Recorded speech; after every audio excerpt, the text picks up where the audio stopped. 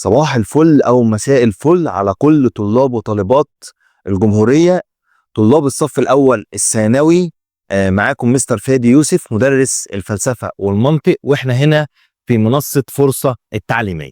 طيب، خليك مركز معايا وخلي بالك إن الفرصة ديت هي بداية بالنسبة لك مش النهاية. خلينا مع بعض نكمل الدرس الأولاني اللي إحنا مستمرين فيه، اللي هي فلسفة البيئة. طبعا إحنا في الجزء الأولاني ادينا كل التفاصيل الخاصة بمقدمة الموضوع، واتكلمنا عن فلسفة التطبيقية وفلسفة البيئة. فخلينا مع بعض نكمل الجزء الثاني معانا، وبنتكلم فيه برضو عن فلسفة البيئة. ما زلنا مستمرين. ناخد الحصة الثانية بتاعتنا وبتتكلم عن إيه بقى؟ فلسفة البيئة، أو بنتكلم عن الفكر البيئي في العصور المختلفة. هنتكلم عن طبيعة تعامل الإنسان مع البيئة في 3 عصور. أول حاجة في الحضارة المصرية القديمة، 2 في الحضارة العربية الإسلامية، 3 في الحضارة الغربية الأوروبية. طيب، تعالوا واحدة واحدة مع بعض ناخد الفكر البيئي على مدار العصور. أول حالة عندنا أو أول عصر عندنا هنتكلم فيه هو الفكر البيئي في الحضارة المصرية القديمة. الحضارة المصرية القديمة. تعالوا نعرف إزاي الإنسان المصري القديم كان بيقدر وبيحترم البيئة. أول حاجة عندنا حاجة اسمها كتاب الموتى. أول علامة من علامات احترام المصري القديم للبيئة هي كتاب الموتى. إيه كتاب الموتى ده؟ قال لك كتاب الموتى ده أقدم كتاب مصور عرفه تاريخ البشر. بيظهر إن إدراك المصريين، بيظهر فيه إدراك المصريين أن احترام القدماء المصريين، أن الحفاظ على البيئة أحد وسائل التقرب من الإله. يبقى أول حاجة عندنا بتقول إن المصريين القدماء أو الحضارة المصرية القديمة كانت بتحترم البيئة هو كتاب الموتى. كتاب الموتى ده كتاب مصور. يعني إيه كتاب مصور؟ كتاب كان فيه صور وفيه كلمات تحتيه أو جمل مكتوبة تحتيه بتعبر عن حياة المصريين. من ضمن الحاجات اللي لقوها في كتاب الموتى هو إن احترام المصري القديم للبيئة هو كان أحد وسائل التقرب من الإله. يبقى أول حاجة عندنا هي كتاب الموتى، أقدم كتاب مصور عرفه تاريخ البشر. بيظهر إدراك المصريين القدماء أن احترام البيئة والحفاظ على البيئة هي أحد وسائل التقرب من الإله. طيب، 2 تعويذة إعلان البراءة أمام الإله العظيم. وكلمة تعويذة هنا مش سحر وشعوذة والكلام ده كله. كلمة تعويذة هنا مقصود بها نوع من أنواع الإقرار، إن المصري القديم كان بيقر ويعترف، يروح كده يحلف ويقسم أمام الإله إن هو لا ضر حيوان ولا ضر البيئة ولا ضر النهر ولا ضر الطبيعة، عشان يبرأ ذمته ويخلي نفسه من العقاب اللي ممكن يتعرض له بسبب ايه؟ عدم حفاظه على البيئة. فكان اسمها تعويذة إعلان البراءة، ان هو بيعلن براءته، بيبرئ ذمته قدام الإله ان هو ما عملش أي حاجة غلط تضر بالبيئة التي يستهلها المتوفي بقوله ايه؟ السلام عليك ايها الاله العظيم. ويؤكد، يعني يقول ايه؟ السلام عليك ايها الاله العظيم. يقول كده السلام عليك ايها الاله العظيم، ويؤكد ان هو احترم حقوق الكائنات الاخرى، ان هو لم يصطاد كائنات حيه ولم يصنع لها الفخاخ، لم يضر البيئه، لم يلقي المخلفات او اي حاجه تضر في مياه نهر النيل، ما اذاش اي حيوان اخر، حافظ على البيئه بكل ما فيها. يبقى انا عندي حاجتين لغايه دلوقتي بتدلل على الحضاره المصريه القديمه: رقم 1 كتاب الموتى، رقم 2 تعويذه اعلان البراءه امام الاله العظيم. طيب، نكمل.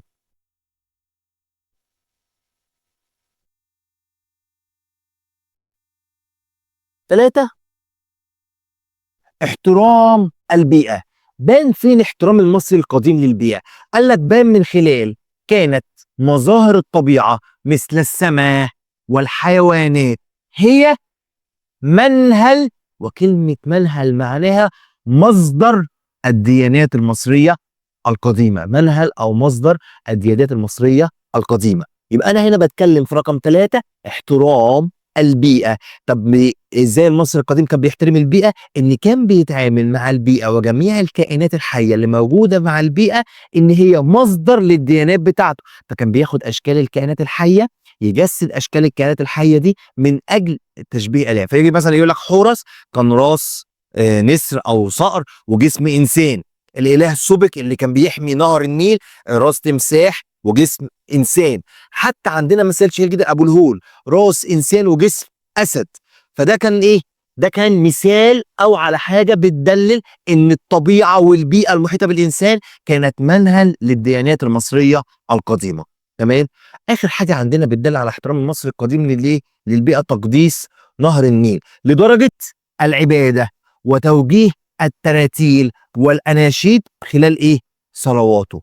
يبقى تقديس نهر النيل لدرجه ان هم، نهر النيل بالنسبه للمصري القديم كان مصدر الحياه. بدون نهر النيل ما كانش هيبقى فيه زراعه، ما كانش هيبقى فيه ارض خصبه، ما كانش هيبقى فيه ميه لشربه ولا شرب الحيوانات، ما كانش هيبقى فيه حياه. حتى تلاقي ان معظم المصريين بيعيشوا على ضفاف نهر النيل. خدنا في الجغرافيا والتاريخ ان الخط بتاع نهر النيل ده هو الخط اللي كان دايما بيعيش عليه المصري القديم، لان الميه هي اساس الحياه، فكان بيتعامل مع الميه دي ان هي مصدر حياته، اذا دي اله بالنسبه له، فكان اسمها تقديس نهر النيل. لدرجه كمان اللي فيكم بيتفرج على الافلام القديمه، كان في فيلم زمان اسمه عروسه النيل، اللي كان بيقدم فيه عروسه للنيل على اساس ان هي عطيه او تقدمه او ذبيحه علشان يبعت له الفيضان كل سنه. اذا انا عندي هنا هو احترام البيئه وتقديس نهر النيل. احترام البيئه عن طريق ان جعل البيئه هي منهل للديانات المصريه القديمه، وتقديس نهر النيل معناها تقديم العبادات والصلوات له. اذا في الحضاره المصريه القديمه هناك 4 امور كانت بتشير الى احترام المصري القديم للبيئه. رقم 1، كتاب الموتى. كتاب الموتى اقدم كتاب مصور عرفه تاريخ البشريه، كان بيبين ان ايه؟ صوره من صور التقرب الى الاله هي الحفاظ على البيئه. رقم 2، تعويذه اعلان البراءه، ان الانسان المتوفي بيعلن قدام الاله العظيم ان هو ما جاش على اي حاجه من الكائنات او الطبيعه الحيه. 3، احترام البيئه عن طريق ان كان بتبقى منهل ومصدر للديانات السماويه. رقم 4، تقديس نهر النيل لدرجه العباده وتقديم الصلوات له لان هو مصدر الحياه. بص الامثله اللي عندنا، كان المصري القديم يعبد الشمس ويسميها الاله آتون. يبقى هو كان احترم البيئه فاخذ الشمس كرمز من رموز الالهه اللي كان بيعبدها. كان الالهه في مصر القديمه اما بصورته الطبيعيه كقرص الشمس، او صورته الحيوانيه صقر او نسر او عجل، يعني بيجسد الكائنات اللي موجوده في شكل الهه، او في صورته النباتيه اللي هي البردي او اللوتس. تمام. اذا هو كان بياخد من الطبيعه صور مجسده للالهه اللي هو كان بيعبدها. طيب، يبقى دي اول مرحله اتعامل فيها الفكر البيئي مع الانسان عن طريق الحضاره المصريه القديمه. يبقى دي اول مرحله من مراحل تعامل الانسان مع البيئه. ندخل على المرحله الثانيه. 2، الحضاره العربيه الاسلاميه. الحضاره العربيه والاسلاميه، وهنا هيظهر عندنا شخصيتين، واحد اسمه علي بن رضوان وواحد اسمه عبد الرحمن ابن خلدون. نبدا الاول مع علي بن رضوان. ركز بقى معايا في الحته اللي جايه. علي بن رضوان دوت كان فيلسوف وطبيب مصري. فيلسوف وركز معايا قوي على كلمه طبيب مصري. يبقى كان فيلسوف وطبيب مصري. عملت ايه علي بن رضوان؟ قال لك انا عملت حاجتين. رقم 1، درس تأثير المكان والبيئة والمناخ على الإنسان. درس تأثير مين؟ المكان والبيئة والمناخ على الإنسان. وكلمة درس هنا، أما يقول لي كلمة درس مش معناها بس دراسة عادية، قال لك لا، ده عمل دراسات، عمل أبحاث، عمل كتب اتكلم فيها عن تأثير البيئة والمكان والمناخ على الإنسان. 2، ربطت بين ايه وايه؟ قال لك ربط بين المناخ والامراض والاوبئه التي قد تصيب الانسان. يبقى ربط ما بين المكان وما بين الامراض والاوبئه اللي ممكن تصيب الانسان. يبقى خلي بالك، ربط بين المناخ والامراض والاوبئه التي قد تصيب الانسان. يبقى اول لما الاقيه بيتكلم على الاوبئه، على الامراض، على الفيروسات، على اي حاجه تخص الصحه والمرض، اعرف على طول ان هو بيتكلم عن مين؟ عن علي بن رضوان. بيتكلم عن مين؟ عن علي بن رضوان. طيب تعالى كده مثلا ناخد مثال، قال لك تعد الاحوال الجويه الشديده والهواء والماء الملوث سببا لانتشار ايه؟ الامراض زي الكوليرا.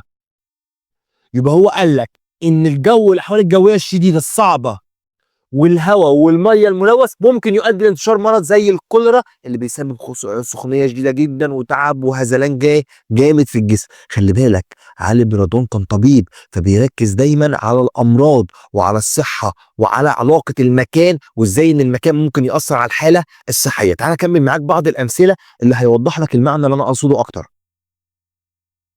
بص كده ركز معايا.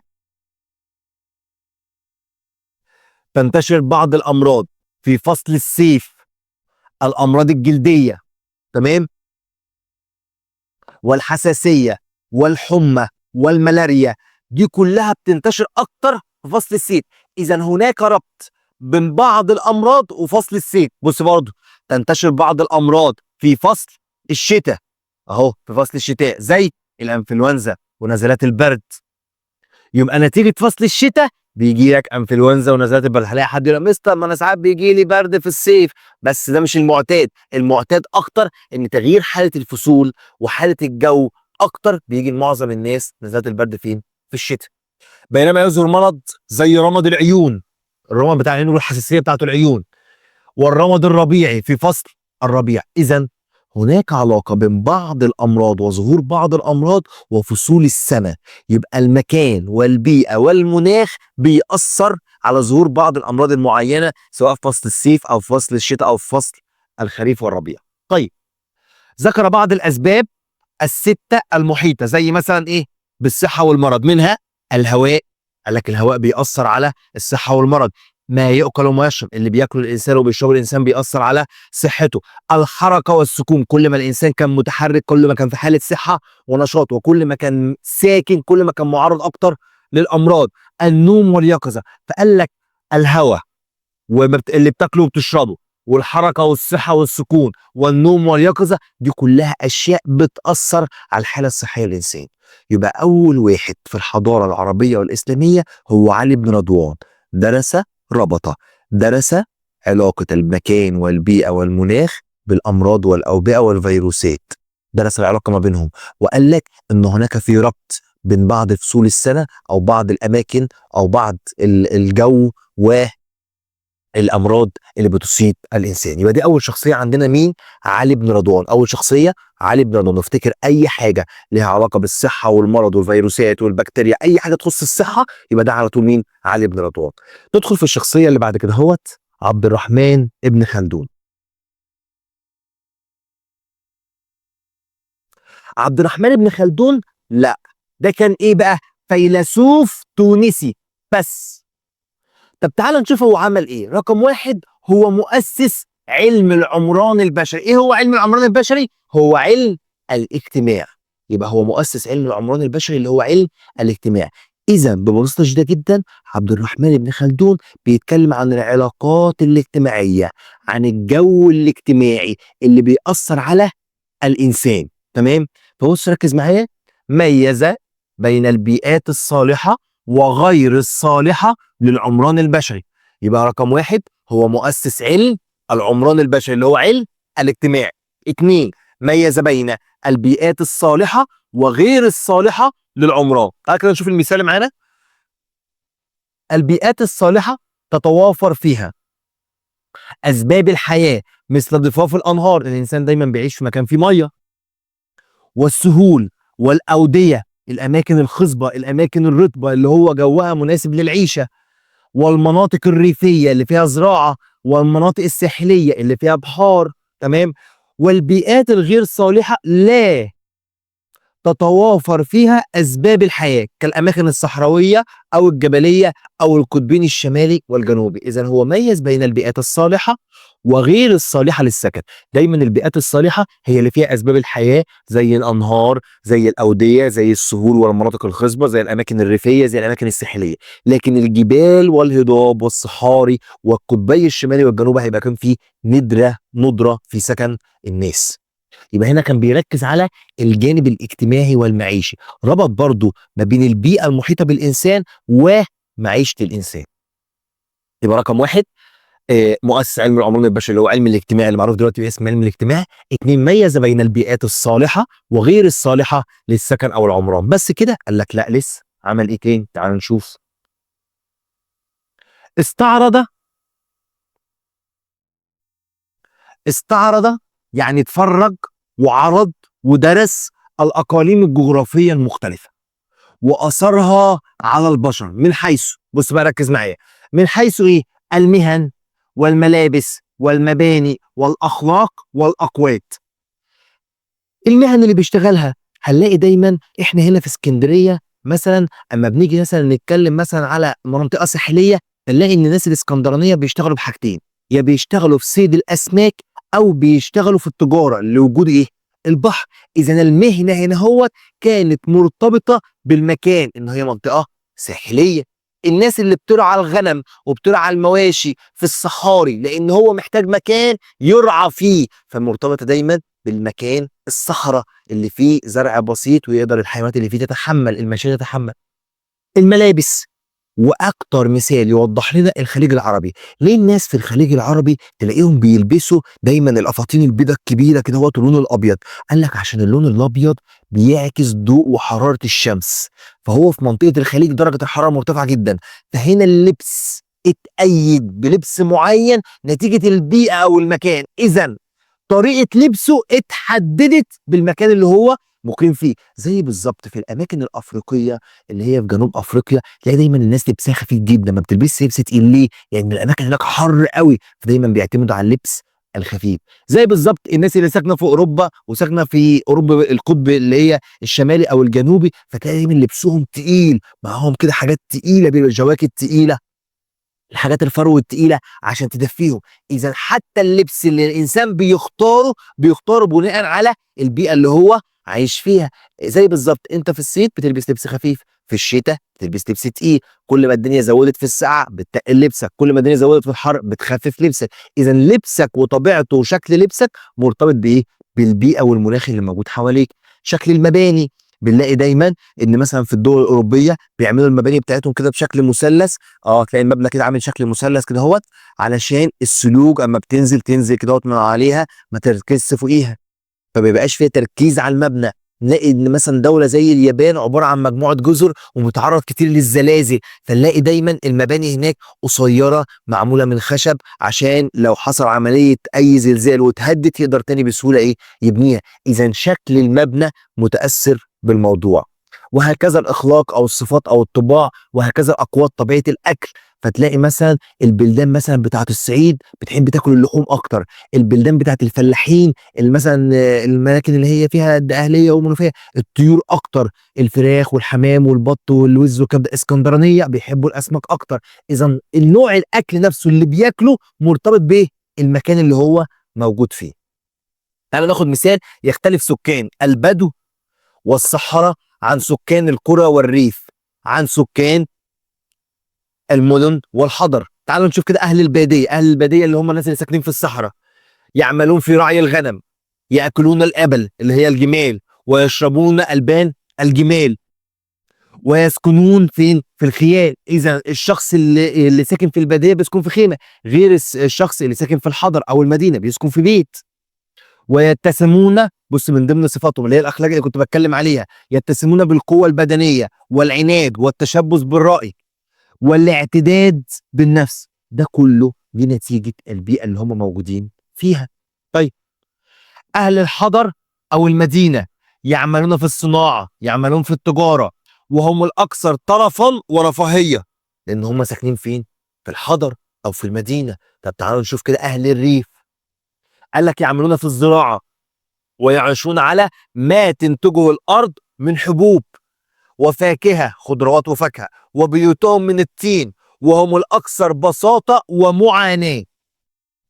اذا البيئه والاقليم الجغرافي اللي انت بتبقى موجود فيه بيأثر على مهنتك، الملابس اللي بترتديها، المباني، الأخلاق والأقوات. كلمة القوت يعني الأكل اللي أنت بتاكله.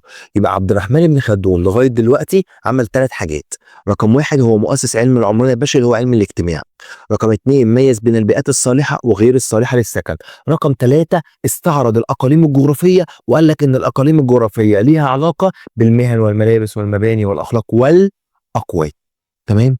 طيب خلينا نخش على آخر حاجة عملها عبد الرحمن ابن خلدون. تحدث عن أثر الهواء في أخلاق البشر. يعني إيه يا مستر أثر الهواء في أخلاق البشر؟ قال لك مدى تأثير الإقليم الحار على تكوين الشخصية المميزة بالفرح والسرور. زي مثلا مين؟ دولة زي السودان. فقال لك ان الناس في البلدان اللي فيها درجه حراره عاليه فبتلاقي دايما سواء فرحهم او حزنهم في حركه، في هيصه. تمام؟ لان الجو الحر بيأثر على طريقه الحركه الدايمه، عكس البلدان البارده التي يغلب على اهلها الحزن والافراط في التفكير في العواقب اللي هيحصل واللي هيكون، حتى انهم يدخرون قوت سنتين، اللي هي بيجمعوا الاكل بتاع سنتين عشان هم مش عارفين اللي بكره ممكن يحصل فيه من الحبوب من شده الخوف على ايه؟ على مدخرته. تعالوا نشوف مثلا شعب زي شعب مصر يتميز باطلاق النكت في اشد الاوقات. حتى يقول لك المصري ابن نكته. يعني ايه المصري ابن نكته؟ في عز ما هو في ازمه، في عز ما هو في ضيق، بيقول النكت على نفسه وعلى الوضع اللي هو بيضحك على نفسه وعلى الوضع اللي هو عايش فيه. وعدم النظر في العواقب، عدم الاهتمام بالادخار، ما يفرقش معاه، هو عارف ان بكره ربنا هيكرمه، عايش الحياه ببساطه. ايه يقول لك مثلا من الامثله الشعبيه تقول لك ايه؟ انفق ما في الجيب ياتيك ما في الغيب. يعني اصرف يا عم اللي في جيبك دلوقتي وبكره حلها الف حلال. نفس المثال يقول لك ايه؟ حييني النهارده او احييني النهارده وموتني بكره. يا عم عيشني النهارده وبكره حلها الف حلال. دايما المصري القديم بسبب طبيعه البيئه اللي هو عاش فيها يقول لك ايه؟ انا عايش يوم النهارده وبكره حلها الف حلال اما يجي بكره. فكده عبد الرحمن بن خلدون تكلم عن أثر الهواء في أخلاق وطباع وصفات البشر. يبقى أنا خدت شخصيتين كمان في الحضارة العربية والإسلامية. علي بن رضوان اتكلم عن الصحة والمرض، أي حاجة فيها أمراض أو بقى فيروسات علي بن رضوان. أي حاجة فيها اجتماعيات مع مين؟ مع عبد الرحمن ابن خلدون. يبقى كده خلصنا فكر في بيئتين حضارتين، الحضارة المصرية القديمة والحضارة العربية والإسلامية. طيب ندخل على الحضارة الأخيرة عندنا، هي الحضارة الغربية الأوروبية. الحضارة الغربية الأوروبية وهتكلم فيها برضو عن شخصيتين. الشخصية الأولانية عندنا اسمها ألدو ليوبولد، هو اسمها كده على بعض ألدو ليوبولد. اتكلم عن حاجة اسمها أخلاق الأرض. اتكلم عن حاجة اسمها أخلاق الأرض. اتكلم عن حاجة اسمها إيه؟ أخلاق الأرض. يعني إيه مستر أخلاق الأرض؟ قال لك كلمة أخلاق الأرض دي ذهب إلى أن جذور الأزمة البيئية هي جذور فلسفية. قال لك مشكلة البيئة هي مشكلة في الأساس فلسفية أو بمعنى أصح فكرية. تعامل الإنسان الفكري مع البيئة، الإنسان لو قدر يفهم ويستوعب إيه هي الطريقة المناسبة لتعامله مع البيئة هيستفاد من البيئة من غير ما يضرها. إذا مشكلة الإنسان في تعامله مع البيئة هي مشكلة فلسفية في التفكير اللي بيقوم بيه الإنسان مع البيئة. طب الحاجة التانية، أكد أو طالب بيه ضرورة أن تشمل أخلاق الأرض كل عناصر الطبيعة، تربة، مياه، نباتات، حيوانات، الأرض كلها. يبقى ركز معايا قوي على النقطة دي، دي أهم نقطة في التلاتة. طالب بضرورة أن تشمل أخلاق الأرض كل عناصر الطبيعة سواء كانت تربة، مية، نبات، حيوان. قال لك لازم لو أنا هتكلم عن الأخلاق اللي بتخص الأرض يبقى إنسان، نبات، حيوان، تربة، مية، جماد، أي شيء موجود في الطبيعة ده يدخل تحت بند أخلاق الأرض وتعامل الإنسان مع الأرض. لذلك أكد على دي تاني نقطة مهمة، ضرورة تحول دور الإنسان العاقل من مستعمر، من سيد، من مستبد، من محتل. لازم الإنسان يتحول دوره من سيد او مستعبد او مستمر او محتل الى مواطن عادي فيها، وعليه احترام باقي اعضائها. انت يا انسان لازم دورك يتحول من فكره ان انت سيد او مستغل او ان انت شخص مستعمر للارض الى شخص عادي ومواطن عادي فيها، له ما له الكائنات باقي الكائنات الحيه وعليه ما على الكائنات الحيه. انت الانسان الاعقل في الارض وان انت حامل مسؤوليه الارض، لكن انت كمان كانسان عليك تحمل مسؤوليه الارض دي كلها. اذا هو عمل 3 حاجات، نراجعهم كده تاني مع بعض. ذهب الى، طالب به، اكد على. ذهب الى ان جذور الازمه البيئيه هي جذور فلسفيه، المشكله هنا. 2، طالب به ضروره ان تشمل اخلاق الارض كل عناصر الارض. ركز على النقطه دي، طالب ان تشمل اخلاق الارض كل عناصر الارض، سواء الكائنات الحيه، انسان، نبات، حيوان، تربه، مياه، كل الارض. اخر حاجه اكد على ان يجب ان يتحول دور الانسان من مستعمر او محتل او سيد للارض الى مواطن عادي زيه زي باقي الكائنات الحيه اللي موجوده على الارض. طيب ده كده بالنسبه لمين؟ ده بالنسبه لكده لالدو ليوبولد. تعال نشوف كده بعض الامثله على الجزئيه ديت.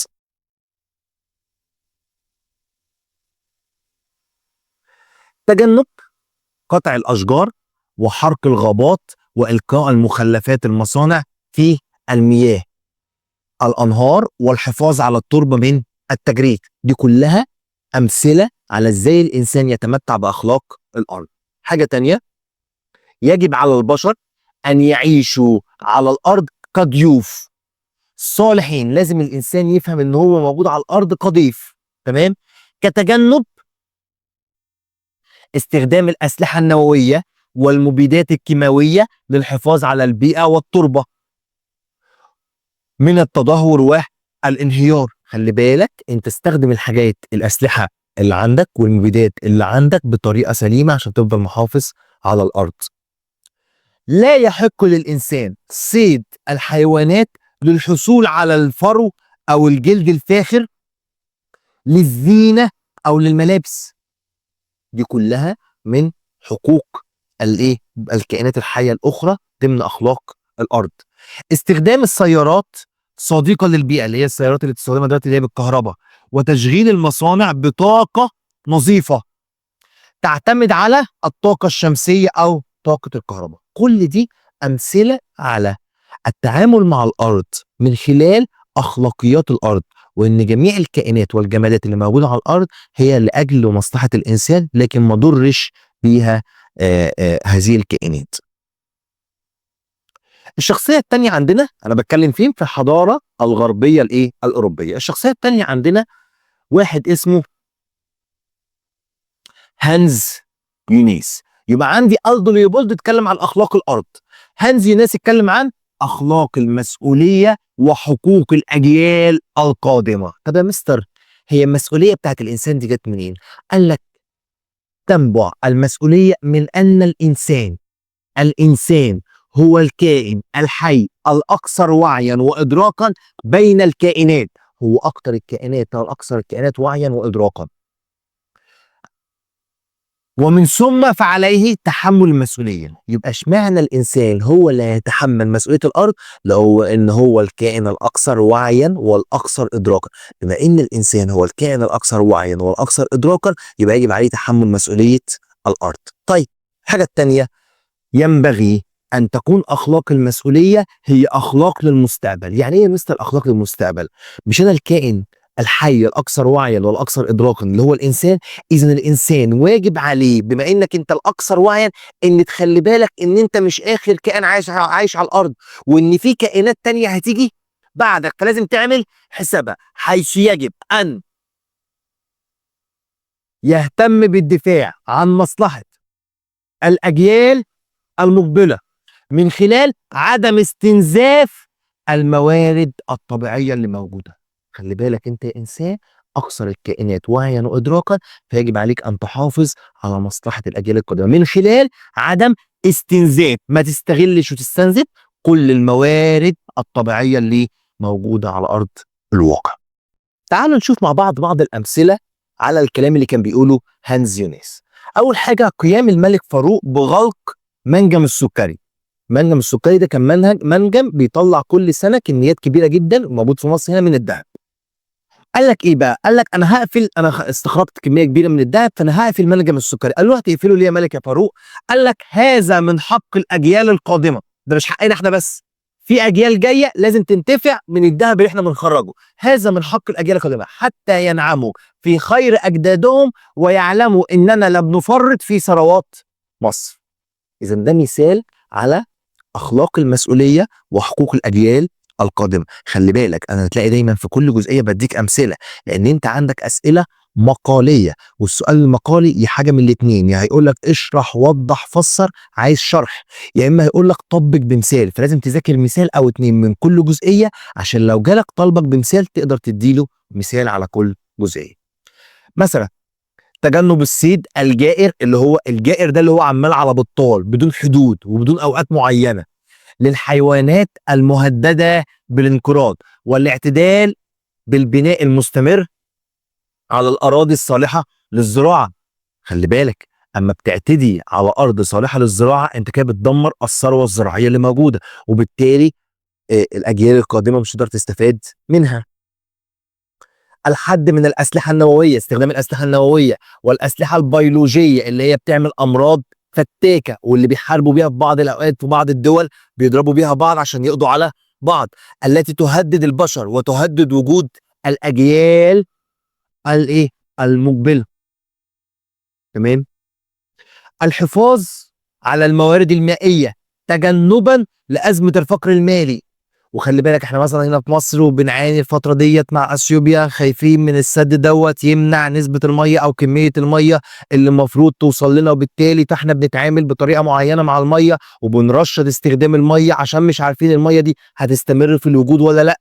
اذا احنا بنحاول على قد ما نقدر نتعامل مع الموارد المائيه بطريقه سليمه تجنبا لازمه الفقر المائي وما يشكله من خطر كبير على ايه؟ على الاجيال المقبله. تخيل كده الاجيال المقبله تيجي وما تلاقيش مصادر مائيه او ماء عذب ليها.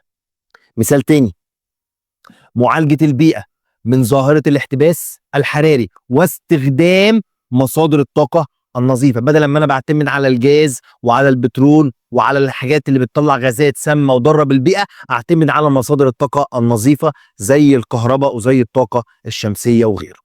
كده احنا اتكلمنا عن الفكر البيئي عبر العصور. الحصه الثانيه بتاعتنا دي اتكلمنا فيها عن 3 مراحل او 3 حضارات. الحضاره الاولانيه هي الحضاره المصريه القديمه، وكان عندنا 4 نقط تثبت وتدلل على احترام المصري القديم للبيئه. رقم 1 كتاب الموت. رقم 2 تعويذه اعلان البراءه امام الاله العظيم. رقم 3 احترام البيئه. رقم 4 تقديس نهر النيل. يبقى بالنسبه للحضاره المصريه القديمه. وبعدين دخلنا في المرحله الثانيه الحضاره العربيه والاسلاميه، واتكلمنا عن شخصيتين، علي بن رضوان اللي ربط البيئه والمناخ والمكان بالصحه والمرض، وعبد الرحمن بن خلدون اللي ربط ما بين البيئه والمكان بالاقوات اللي هو الاكل والمهن وشكل البيوت وشكل الملابس وغيره. يبقى ده اتكلم عن الحياه الاجتماعيه عبد الرحمن بن خلدون، وده اتكلم عن الصحه والمرض علي بن رضوان. وختمنا في الاخر بالحضاره الغربيه الاوروبيه، وخدنا فيها شخصيتين، الشخصيه الاولانيه الدو ليوبولد اللي اتكلم عن اخلاق الارض وقال لك ان يجب ان تشمل اخلاق الارض كل عناصر الطبيعه اللي موجوده في الارض، انسان نبات حيوان تربه ميه وغيره. وقال لك ان لازم ان يتحول دور الانسان من مستعمر او مستبد او محتل للارض الى مواطن عادي يعيش فيها. واخر شخصيه ختمنا بيها هانز يوناس اتكلم عن اخلاق المسؤوليه وحقوق الاجيال القادمه. ايه اخلاق المسؤوليه؟ قال لك الانسان هو الكائن الاكثر وعيا وادراكا، لذلك هو المسؤول عن البيئه والطبيعه المحيطه به. طب وايه حقوق الاجيال القادمه؟ بما انك مسؤول يبقى لازم تعمل حساب وحقوق الاجيال القادمه. طيب تعالوا بقى ناخد كده تطبيق سريع على الجزئيه ديت. تطبيقات على الجزئيه ديت واحده واحده كده اهوت. نقرا السؤال مع بعض. يقول الفرنسي فاندي إن الماء في الفكر الديني القديم يمثل عنصرا أساسيا. الفكر الديني القديم عنصرا أساسيا منه تخرج الحياة الجديدة، بص مصدر للحياة الجديدة. وإلى المحيط الأزلي تؤول الشمس، بتنزل فيه الشمس وقت الشفق لتبث فيه قوة نشيطة جديدة، واعتبروه مصدر للحياه الاولى. طبعا من غير ما اتكلم بيتكلم عن الميه وان هو مصدر الحياه وان هو ما يقدرش يعيش من غيره. تعال نكمل بس بقيه السؤال عشان نبقى عارف هو عايز اللي احنا قاصدين عليه ولا لا. تستخلص من العباره السابقه اهتمام الفكر المصري القديم. بص بقى، الفكر المصري القديم عندنا في كام حاجه؟ 4. رقم 1 كتاب الموتى، 2 تعويذة إعلان البراءة، احترام البيئة، وتقديس نهر النيل. خلي بالك هنا بيتكلم عن المية في الحضارة المصرية أو الفكر البيئي القديم وإن هي مصدر الحياة. طب تعالوا نشوف الإجابات. الولاء والتقديس لنهر النيل، طبعا أهو مية، فكر ديني قديم، وإن هو مصدر الحياة. فين مصدر الحياة؟ تخرج منه الحياة الجديدة. التقرب الى الاله بالحفاظ على البيئه، لا طبعا، ده هنا بيتكلم لما اقول التقرب الى الاله بالحفاظ على البيئه ده اللي هو ايه؟ كتاب الموتى. مضامين تعويذه اعلان البراءه اللي هي تعويذه اعلان البراءه والاقرار اللي بيقدمه. الحفاظ على الطبيعه كوسيله كالتقرب للاله برضو ايه؟ احترام البيئه او طبيعه العصر القديم. تمام؟ طيب خلينا نكمل مع بعض، ناخد السؤال الثاني. تعالوا ناخد مع بعض سؤال تاني. يقول اوزوريس، بص هو اوزوريس، يبقى خلي بالك دايما هو اوزوريس يبقى بيتكلم غالبا عن الحضاره المصريه القديمه. يقول اوزوريس: الجلال لك ايها الاله. بص كده بيقدم تقديمه كده، تقديمه حلوه كده. لقد اديت اليك ربي، بيكلم اوزوريس ان هو الاله بتاعه، بيقول له: لقد اديت اليك ربي، لم ازد ولا انقص، انا لا زودت ولا نقصت شبرا من الارض، ولم استولي على حقوق الاخرين، انا ما استوليتش على حقوق الاخرين. لم اطرد قطيعا من مراعيه، يعني المرعى بتاعه ما مشيتش منه قطيع. بص هو هنا بيعترف بحاجات، انا ما عملتش كذا وما عملتش كذا وعملت كذا، بيعترف بحاجات. يعطي الموقف السابق كدليل على احترام المصري القديم للبيئة من خلال، هل بقى هنا بيعمل، هل تقديس المصري القديم لنهر النيل عشان العبادة، السيطرة على الموارد الطبيعية وتسخيرها، تعويذة إعلان البراءة، الحفاظ على البيئة كوسيلة للحياة الطبيعية. بص هنا بيقول لك إيه؟ ايها لقد اتيت اليك ربي لم ازد ولم انقص. يبقى هنا بيعمل عمليه ايه؟ اعتراف. اعتراف يعني ايه؟ اقرار. اقرار يعني ايه؟ تعويذه اعلان البراءه امام الاله العظيم. طب تعالوا نشوف باقي الاجابات كده. تقديس المصري القديم لنهر النيل، يبقى ده تقديس نهر النيل، ما تنفعش. السيطره على الموارد الطبيعيه وتسخيرها، ما تنفعش. الحفاظ على البيئه كوسيله للحياه الطيبه، ما ينفعش، لان هو هنا بيقدم اعتراف واقرار ان هو ما غلطش او ان هو ما اذنبش بحق الطبيعه. طيب تعال ناخد سؤال تاني.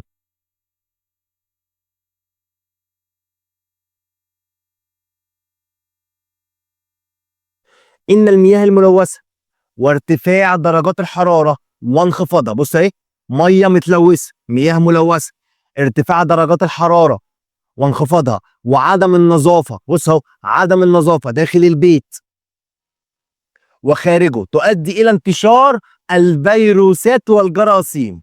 عارفك شاطر وعارفك مركز معايا. قال لك ادى الى انتشار الفيروسات والجراثيم. يبقى من غير ما اكمل السؤال، مين الشخصيه الدكتوره اللي كانت بتتكلم عن الصحه والمرض والجراثيم والاوبئه؟ مين؟ ايوه خلينا نكمل مع بعض. ومن ثم الاصابه بامراض، اهو مرض اهو، الجهاز الهضمي والتنفسي، يمثل مع سبق احد اهتمامات.